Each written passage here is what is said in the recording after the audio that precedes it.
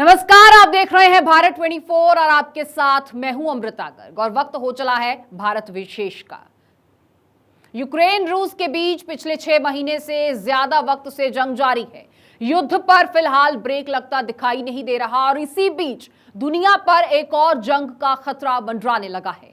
चीन आए दिन ताइवान को आंखें दिखा रहा है और तो और अब चीन रूस के साथ मिलकर युद्धाभ्यास में भी जुट चुका है।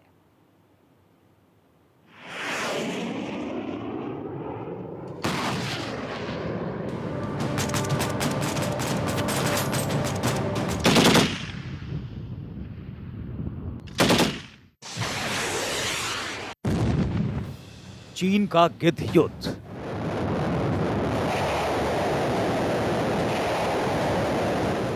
ड्रैगन डर पैदा करना चाहता है।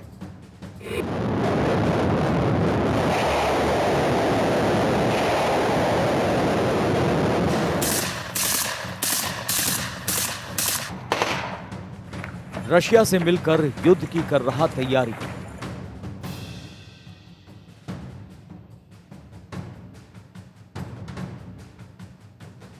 सावधान जापान और ताइवान।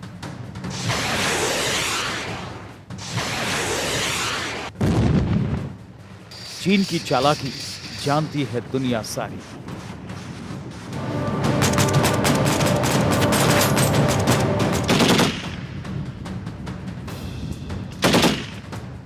गिद्धों का मेला है।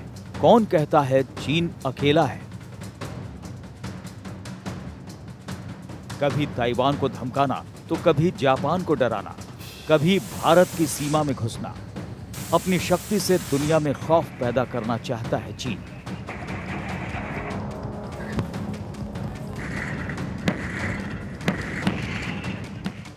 अमेरिका को सुपर पावर से हटाकर दुनिया की नई महाशक्ति बनना चाहता है चीन।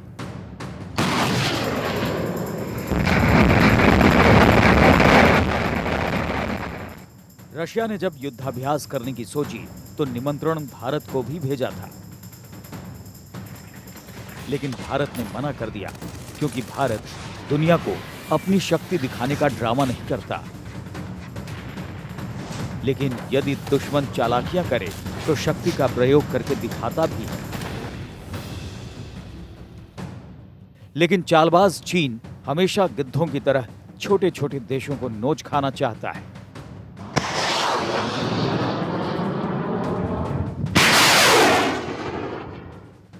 ताइवान को डराना चाहता है कि अगर अमेरिका तुम्हारे साथ है तो मेरे साथ भी रशिया खड़ा है। युद्धाभ्यास नहीं, जंग की तैयारी है। मेरे सामने सरेंडर कर दो वरना खत्म कर दिए जाओगे।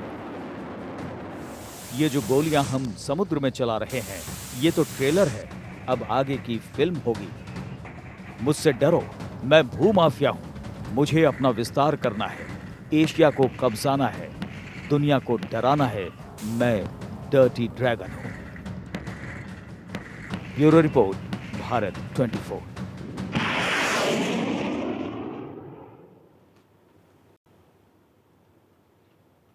तो जापान सागर लगातार रणक्षेत्र बना हुआ है। गोला बारूद बरस रहा है। रूस और चीन जुगलबंदी कर रहे हैं और दोनों देश मिलकर नौसेना का युद्ध अभ्यास कर दुनिया को ताकत दिखाने में जुटे हुए हैं। एक्सरसाइज में भारत को भी निमंत्रण मिला था, लेकिन भारत ने इसमें शिरकत करने से मना कर दिया।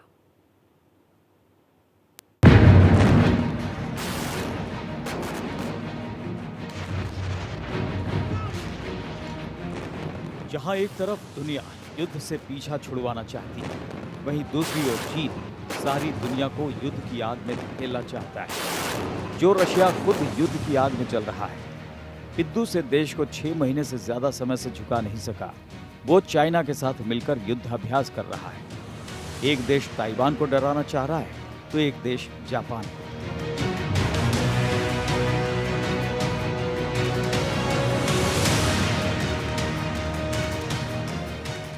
जंग वर्चस्व की है, जंग दादागिरी की। समुद्र में बम्बार्डमेंट हो रही है। दुश्मन पर कितनी गोलियां दागी जाएंगी, इसकी प्रैक्टिस जापान सागर में हो रही है। जहां यूक्रेन से युद्ध के बीच रशिया शक्ति प्रदर्शन के लिए इस अभ्यास को अंजाम दे रहा है, वहीं चीन का ताइवान के मुद्दे को लेकर जापान और अमेरिका के साथ तनाव चरम पर है।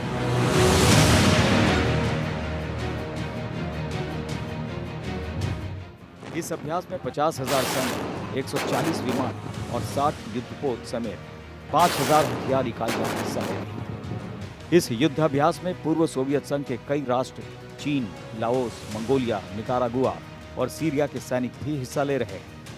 रशिया के रक्षा मंत्रालय का कहना है कि युद्धाभ्यास के तहत जापान सागर में हमारी और चीनी नौसेनाएं समुद्री संचार, समुद्री आर्थिक गतिविधि के क्षेत्रों और तटीय क्षेत्रों में जमीनी सैनिकों के समर्थन की रक्षा के लिए संयुक्त अभ्यास करेंगे।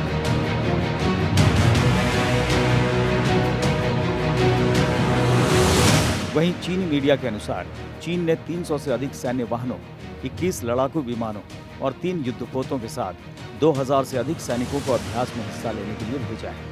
पहली बार चीन ने सेना के तीनों अंगों के सैनिकों को भेजा है ताकि युद्धाभ्यास में युद्ध की तैयारी में कोई कमी न रहे। चीन ने इसे दोनों देशों के बीच मजबूत सैन्य सहयोग और आपसी विश्वास का प्रतीक बताया है। चीन की गंदी मंशा कौन नहीं जानता। चीन इस युद्धाभ्यास से दिखाना क्या चाहता है? Russia, China, Tajikistan, Kyrgyzstan, Syria, Belarus, Laos, ये सब मिलके जो वार एक्सरसाइज कर रहे हैं ओखोटस्क सी में और जापान सागर में, ये एक्सरसाइज जिसमें 50,000 ट्रूप शामिल हैं और जिसमें करीब 150 से ज़्यादा फाइटर एयरक्राफ्ट शामिल हैं और जिसमें 60 से ज़्यादा वारशिप शामिल हैं, ये एक्सरसाइज कोई अमेरिका के साथ फुटबॉल मैच खेलने के लिए तो की नहीं जा रही है। ये निश्चित रूप से अपना प्रभाव दिखाने के लिए और अपनी जॉइंट स्ट्रेंथ दिखाने के लिए की जा रही है। वहीं जापान के रक्षा मंत्रालय ने कहा है कि चीन और रूस की नौसेनाओं के 6 युद्धपोतों ने जापान सागर में मशीन गन से गोलियां बरसाई और तोप से गोले दागे। जापान ने इस युद्धाभ्यास पर ऐतराज भी जताया, लेकिन चीन चाहता है कि वो इस अभ्यास से अमेरिका पर दबाव बना सके, ताइवान और जापान को सबक सिखा सके, क्योंकि अमेरिका से ताइवान जाने वाले सारे बड़े नेता जापान ही जा रहे हैं। और यही अब लगता है होता जा रहा है कि जिस प्रकार से ये मिलिट्री एक्सरसाइज हो रही है, रूस और चीन इकट्ठे मिलकर कर रहे हैं, कहीं ना कहीं एक संदेश भेजना चाहते हैं अमेरिका को, यूरोपियन कंट्री को, कि हम इकट्ठे हैं और आगे आने वाले समय में जो हम कार्रवाई इकट्ठा कराएंगे। तो ये एक प्रकार से मैसेजिंग है, इसके ज़्यादा कोई और महत्व नहीं है। रशिया हर हाल में अमेरिका को मैसेज देना चाहता है कि अगर वो यूक्रेन का साथ देता रहेगा तो रशिया भी चीन का साथ देने से पीछे नहीं हटेगा। ये अमेरिका को डराने के लिए की जा रही है और ये ताइवान को डराने के लिए की जा रही है और इसका असर साउथ ईस्ट एशियन नेशंस जो चीन के खिलाफ है, यानी कि जिनमें Philippines, Malaysia, Indonesia, Brunei, Taiwan, Vietnam, ये सब शामिल हैं, ये सब उनके खिलाफ भी हैं। तो ये एक्सरसाइज यकीनन इन छोटे देशों को और अमेरिका को डराने के लिए ही की जा रही है।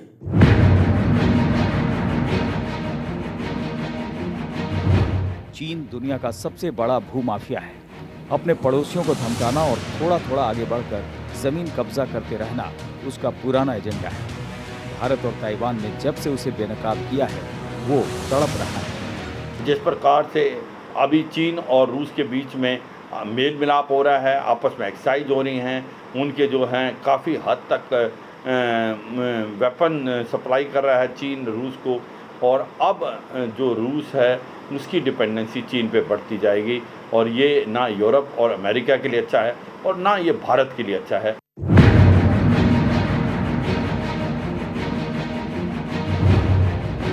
चीन खौफ दिखाकर महाशक्ति बनने के जो ख्वाब देख रहा है वो कभी पूरे नहीं होने वाले, क्योंकि यही गलती रशिया ने की थी यूक्रेन से जंग करके, जिसका नतीजा आज तक नहीं निकल सका। अब अगर चीन ने ऐसी कोई गलती की तो उसकी अर्थव्यवस्था पूरी तरह तबाह हो जाएगी। वो दुनिया की महाशक्ति क्या, एशिया में भी कमजोर हो जाएगा। कहीं रशिया चीन को अमेरिका से उठाकर खुद महाशक्ति बनने की तो नहीं सोच रहा, क्योंकि रशिया अच्छी तरह जानता है कि यदि चीन और ताइवान का युद्ध होगा तो अमेरिका बीच में जरूर कूदेगा, जिसके बाद दोनों की अर्थव्यवस्थाएं तबाह हो जाएंगी और इसका फायदा रूस को मिलेगा। इसलिए दोनों ही देशों की नौसेनाएं इस समय जापान सागर में वोस्टोक 2022 युद्धाभ्यास कर रही है। Bureau report, Bharat 24।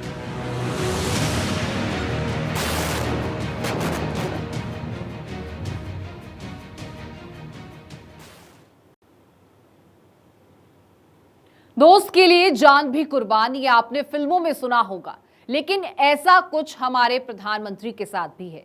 वो अगर किसी के साथ दोस्ती कर लें तो फिर पूरा साथ निभाते हैं, चाहे उसके लिए कितनी ही बड़ी कुर्बानी क्यों ना देनी पड़े। पीएम मोदी जापान को भारत का एक अच्छा मित्र मानते हैं और रशिया भी हमारा मित्र है। दरअसल रशिया ने भारत को युद्धाभ्यास का निमंत्रण दिया था, लेकिन जापान को इस निमंत्रण में भारत का जाना पसंद नहीं था, तो पीएम ने दोस्ती की लाज रखते हुए निमंत्रण का प्रस्ताव ही ठुकरा दिया। ये रिपोर्ट देखिए।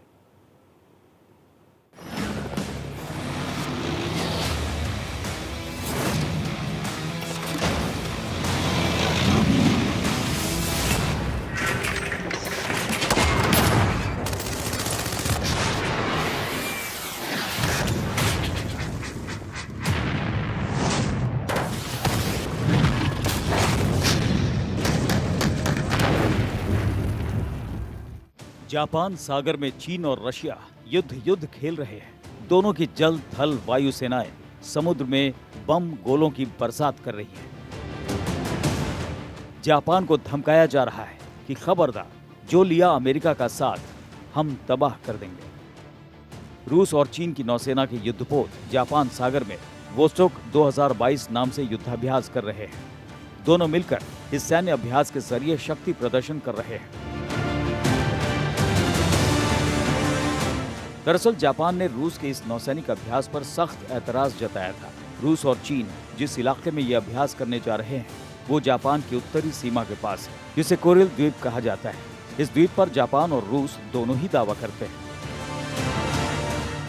दक्षिणी कोरिल द्वीप समूह जापान के होक्काइडो और रूस के कामचाटका द्वीप समूह के बीच स्थित है, जिस कारण जापान ने रूस और चीन को जापान सागर में युद्धाभ्यास करने से मना किया था। लेकिन रूस ने जापान की बात मानने से मना कर दिया। जापान ने भारत से भी अपील की थी, जिसके बाद भारत ने रूस के साथ संतुलन बनाते हुए सेना के युद्धाभ्यास में हिस्सा लेने का फैसला किया, लेकिन इसके नौसैनिक अभ्यास से साफ दूरी बना ली और जापान को संदेश दे दिया कि हम आपकी दोस्ती के लिए रशिया के निमंत्रण को ठुकराते हैं, क्योंकि रूस भी भारत का परम मित्र है। जहां भारत ने अमेरिका और पश्चिमी देशों के दबाव के बाद भी यूक्रेन युद्ध को लेकर रूस की आलोचना नहीं की थी, लेकिन जब बात दूसरे दोस्त की आई तो भारत ने उसे भी नाराज नहीं होने दिया। वहीं इस गर्माते माहौल को देखते हुए जापान भी चीन की मोर्चेबंदी कर रहा है। चीन की सीमा के पास जापान अपनी क्रूज मिसाइलों की तैनाती करने जा रहा है। जापान का रूस और चीन दोनों के साथ ही तनाव चल रहा है, तो भारत का रूस से तो अच्छा रिश्ता है, लेकिन चीन से नहीं। जहां इस युद्धाभ्यास में चीन शामिल था तो जापान नाराज है, तो भारत ने अपनी दोस्ती का फर्ज भी निभाया और दुश्मन चीन को भी मैसेज दे दिया कि हम रशिया के साथ हैं।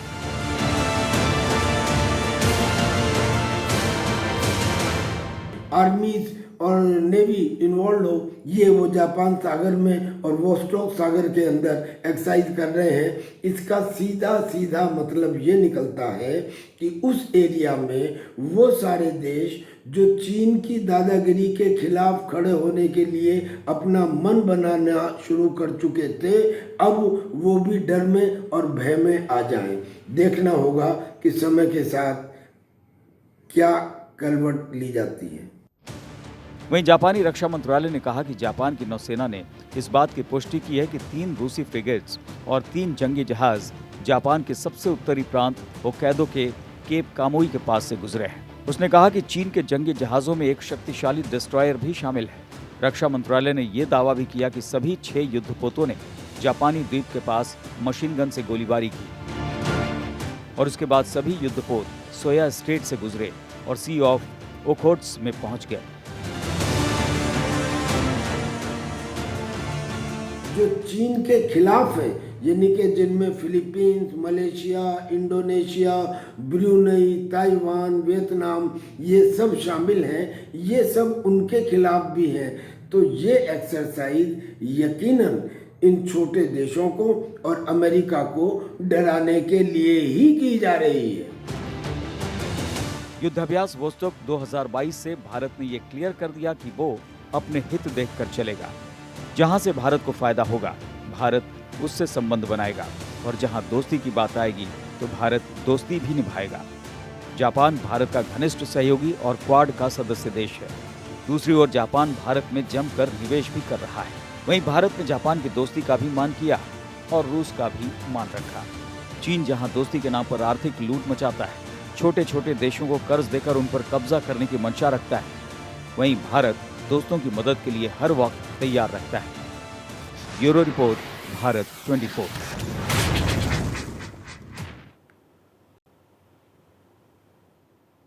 भूमाफिया चीन ने सोचा भी नहीं होगा कि एक छोटा सा देश उसे अपनी सीमा से इस तरह भगाएगा कि वे दुनिया को सफाई देकर यह बताता रहेगा कि कुछ नहीं हुआ, हम तो वहां गए ही नहीं, हम तो अपनी ही सीमा में चक्कर लगा रहे थे। छोटी छोटी बात पर ताइवान को युद्ध की धमकी देने वाला चीन अब परेशान है, हताश है और निराश है कि ताइवान के अंदर आखिर इतनी हिम्मत आई कैसे। और इसी पर देखिए हमारी ये खास रिपोर्ट कि क्या युद्ध का होगा आगाज।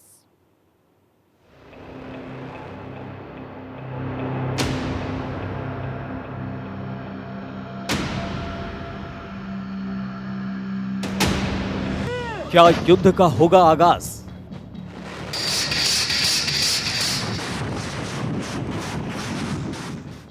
क्योंकि चीन है दगाबाज।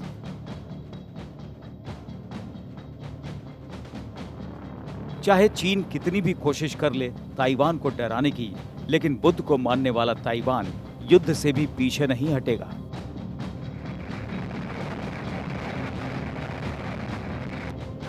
पिछले दिनों चीनी ड्रोन पर फायर करके ताइवान ने अपने इरादे स्पष्ट कर दिए थे कि फायर हैं हम, तुमने कुछ करने की सोची तो हम भी ईंट का जवाब पत्थर से देंगे। हमने पहले ही तुम्हें समझाया था कि हमारी सीमा में दाखिल होने की कोशिश नहीं करना, लेकिन तुम्हें समझ नहीं आया, तो लो फिर गोली खाओ। दरअसल भूमाफिया चीन को लगता है कि वो अपने पड़ोस के सभी छोटे छोटे देशों को डकार जाएगा, उन्हें चीन में शामिल कर दुनिया की महाशक्ति बनेगा। लेकिन वो भूल जाता है कि ये 19वीं शताब्दी नहीं है, जहां तुम चुपके से अपने नापाक मंसूबों को अंजाम दे दोगे और किसी को कुछ पता नहीं चलेगा।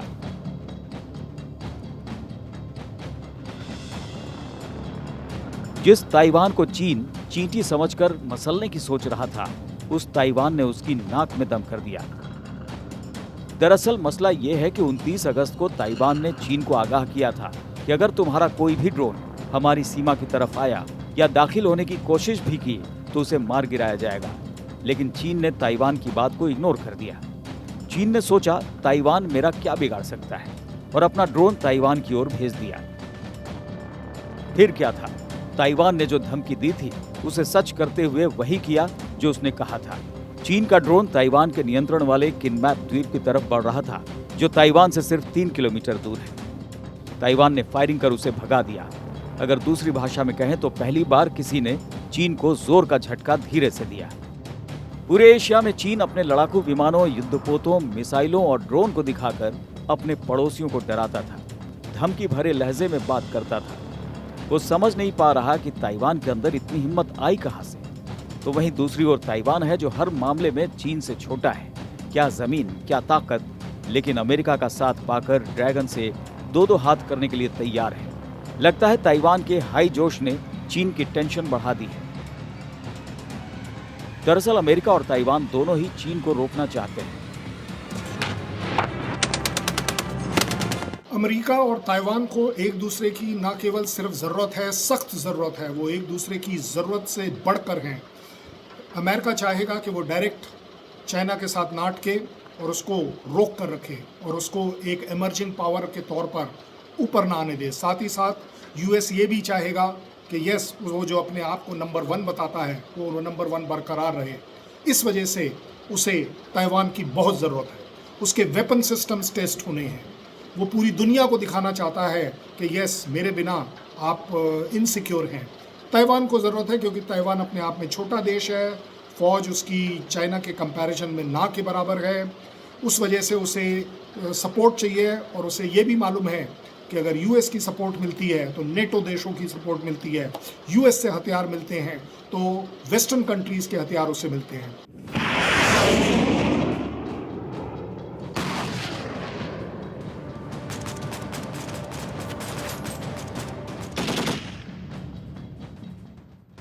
चीन के मंसूबे अमेरिका अच्छी तरह जानता है। चीन अपने आप को दुनिया की महाशक्ति बनकर दिखाना चाहता है और अमेरिका किसी भी कीमत पर उसे रोकना चाहेगा, चाहे इसके लिए अमेरिका को कितना भी नुकसान क्यों न उठाना पड़े। अब चीन रशिया के साथ मिलकर फिर से ताइवान को डरा रहा है, लेकिन ड्रोन को भगाने वाला ताइवान अब चीन के इन मंसूबों से डरने वाला नहीं। वो जानता है चीन के साथ जो रशिया खड़ा है वो खुद प्रतिबंधों की मार झेल रहा है और बाकी के देश चीन की नापाक साजिशों को अच्छी तरह जानते हैं। इसलिए चीन यदि हमसे लड़ेगा तो चीन भी बुरी तरह तबाह होगा। इसलिए चीन लड़ने वाला नहीं, सिर्फ ड्रामा कर रहा है, वरना हिम्मत होती तो ड्रोन भगाने पर लड़ने जरूर आता। Bureau report, Bharat 24।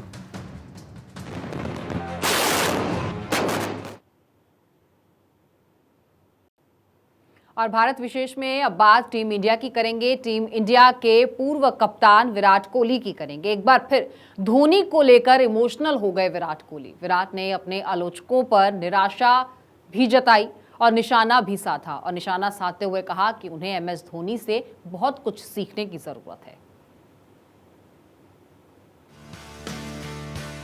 Team India जब भी मुश्किल में फंसती है तब फैंस महेंद्र सिंह धोनी को याद करते हैं, जिन्होंने कई मौकों पर विपरीत हालात में भी टीम को जीत दिलाई। ऐसे में एशिया कप सुपर 4 के मुकाबले में पाकिस्तान से हार के बाद टीम इंडिया को भी धोनी की याद आई। हालांकि प्रेस कॉन्फ्रेंस के लिए आए विराट कोहली ने धोनी को एक अलग संदर्भ में याद किया। मैं आपको एक चीज़ बोल सकता हूँ कि जब मैंने टेस्ट कैप्टनसी छोड़ी तो मुझे सिर्फ एक इंसान का मैसेज आया जिनके साथ मैंने खेला हुआ है पहले, वो है एमएस धोनी। और बहुत लोगों के पास मेरा नंबर है और मतलब टीवी पे बहुत लोग सजेशंस देते हैं, टीवी पे बहुत लोगों के पास बोलने के लिए होता है, बट जिनके पास मेरा नंबर है किसी का और मैसेज नहीं आया। तो एक रिस्पेक्ट, एक जो एक कनेक्शन होता है किसी के साथ, वो जब जेन्युइन होता है तो वो इस तरीके से दिखता है, क्योंकि दोनों तरफ सिक्योरिटी होती है। ना उनको मुझसे कुछ चाहिए, ना मुझे उनसे कुछ चाहिए, और ना मैं उनसे कभी इनसिक्योर था, ना वो कभी मुझसे इनसिक्योर था। साफ है कि धोनी की तारीफ करते हुए कोहली ने दूसरे पूर्व क्रिकेटर्स पर निशाना साधा, जिनमें से कुछ उनके साथ खेल भी चुके हैं। पिछले कुछ समय से अपनी फॉर्म को लेकर आलोचनाओं का सामना कर रहे कोहली आलोचकों को अपने बल्ले से जवाब देने की कोशिश कर रहे हैं। एशिया कप में हर एक मैच के साथ उनके बल्ले से निकल रहे रनों की संख्या बढ़ती जा रही है। पाकिस्तान के साथ पहले मैच में विराट ने 35 रन बनाए तो हांगकांग के साथ दूसरे मैच में नाबाद 59 रन की पारी खेली। वहीं सुपर 4 में भी पाकिस्तान से हार के बावजूद उन्होंने भारत की तरफ से सबसे ज्यादा 60 रन बनाए। ये T20 क्रिकेट में उनका 32वां अर्धशतक है और इसके साथ ही उन्होंने रोहित शर्मा को पीछे छोड़ा है। और चलिए इन्हीं खबरों के साथ भारत विशेष में इतना ही। आप बने रहिए भारत 24 के साथ